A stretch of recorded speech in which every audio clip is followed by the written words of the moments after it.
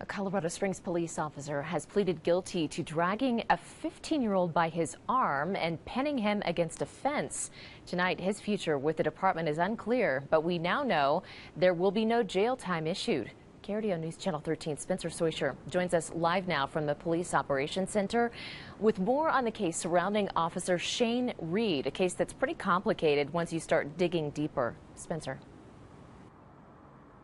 Yeah, Heather, no jail time for Shane Reed despite pleading guilty to that misdemeanor child abuse charge. The victim's father told the judge in court today that Reed ruined his son's life.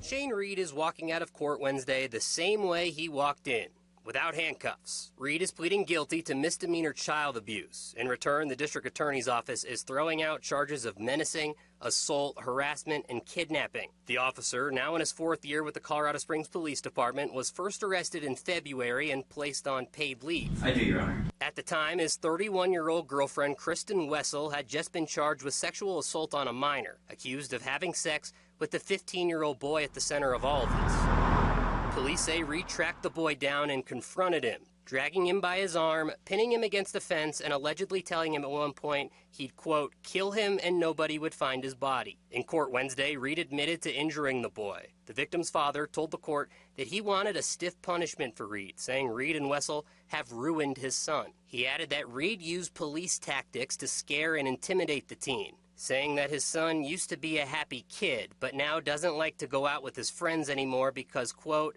he is paranoid and afraid and feels he always has to watch over his shoulder. The father said every time his son sees a car that looks like the one Reed was driving that day, he becomes scared and ill.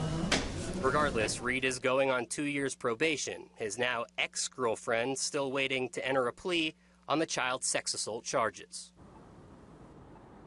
Again, we have not heard back from the police department about if Reed still works here, but I did see him in the hallway after court today. I asked him if he thinks he should be able to keep his job. He didn't reply. Reporting live in Colorado Springs, I'm Spencer Soisher for KRDO News Channel 13. We'll continue following it. Spencer, thanks.